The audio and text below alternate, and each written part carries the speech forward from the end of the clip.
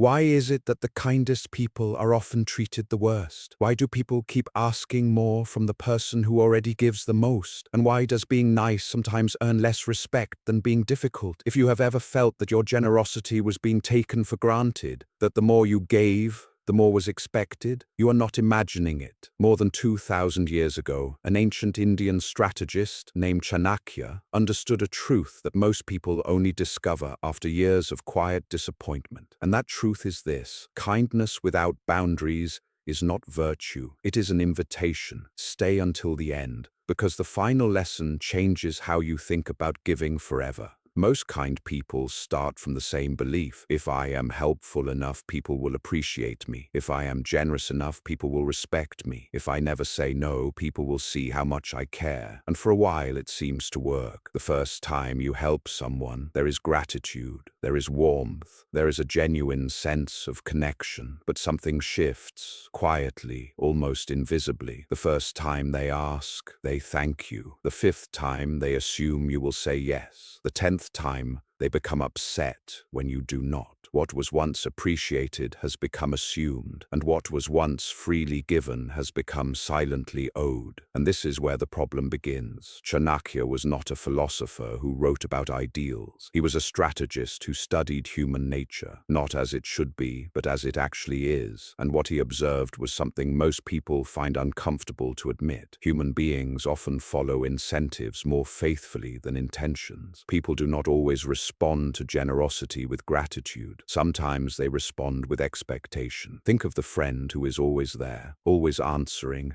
always available, always ready to drop everything for you. At first, you appreciate them, but over time, you stop thinking about whether they have their own needs. Their availability becomes the background of your life, reliable, invisible, taken for granted. Now think of the person who is sometimes unavailable, who occasionally says, "Not right now," whose time feels limited. You think about them more. You value the time they do give. This is not a manipulation tactic. It is simply how human attention works. Unlimited access creates invisible value. Chanakya understood that scarcity of time, of energy, of presence signals worth. And when you give without limits, you unintentionally signal that your worth has no limits either. But the real danger goes deeper than appreciation. Here is what most people misunderstand about being taken advantage of. It rarely happens because someone sat down and decided, "I will exploit this person." It happens gradually, almost accidentally. Small favors become expectations. Expectations become a pattern. The pattern becomes entitlement. And entitlement over time becomes exploitation, without anyone ever naming it. At work, your manager asks for a small favor. You stay 30 minutes late, then an hour, then another. A few months later, everyone else leaves on time while you are still staring at a glowing screen. Nobody thanks you anymore. It has simply become expected. In families,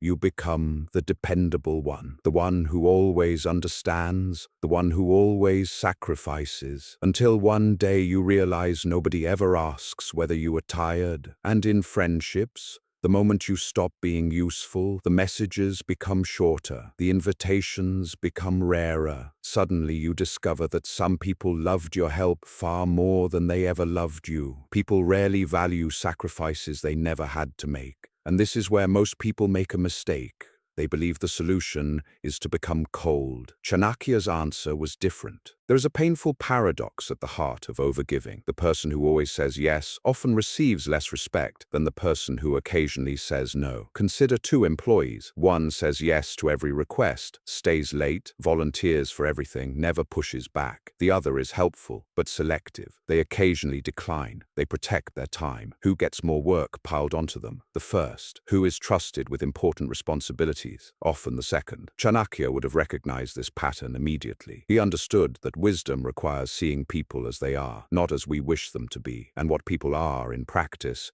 is responsive to incentives. When someone has limits, The mind registers. This person knows what they are worth. When someone has no limits, the mind registers. This resource is free. Respect grows where boundaries exist. The door you never close becomes the door everyone enters. What Chanakya understood was even more disturbing. Many people spend years feeling angry at those who took advantage of them. Chanakya would ask a different question entirely. Who kept opening the door? The people taking too much today may not have created the pattern. They may simply be following the pattern you quietly allowed yesterday. Every relationship teaches people how to treat us. The lesson is often silent, but it is always being taught. Every time you go silent when you should speak, every time you smile when you are exhausted, every time you say, "It is fine," when it is not, you are sending a lesson, not a deliberate one, but a clear one. What you tolerate today becomes your treatment tomorrow. This is the part that stings, because it places the power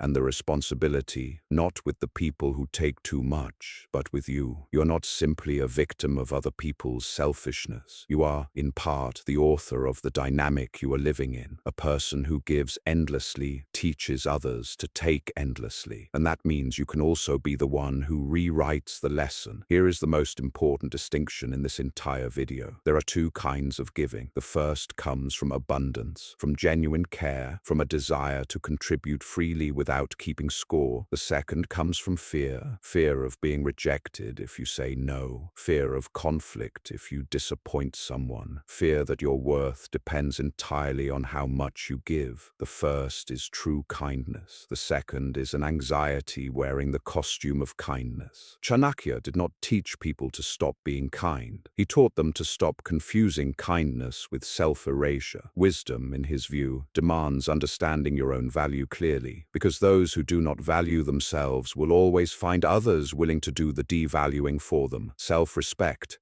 is the guardian of kindness. True kindness has standards. It gives from a place of choice. It can be withheld, not to punish, but because it respects itself. The kindness that has no limits is not generosity. It is self-abandonment. Chanakya never taught people to become cold. He taught them to become difficult to exploit. There is a difference. One closes the heart, the other protects it. And this is what Chanakya's wisdom asks of you. Not to stop caring, not to build walls around a heart that knows how to love, but to understand that you can be generous without sacrificing yourself. You can be present without being endless. You can give warmth without giving everything. There is an old image of a great tree that gives shade to all who pass beneath it. But even that tree protects its roots, because if the roots die, the tree can no longer offer shade to anyone. Your kindness is not the problem. It never was. The question is only this: are you giving from your roots, or giving until there are no roots left? The wisest person in the room is not the most generous. It is the one who is generous and still standing. If this video opened something for you, if you recognized yourself in any of these words, share it with someone who gives too much. Because sometimes the most important message is not try harder. Sometimes it is simply this: you're allowed to protect yourself too. If you like our lesson today, don't forget to like, comment, and subscribe. See you on next video.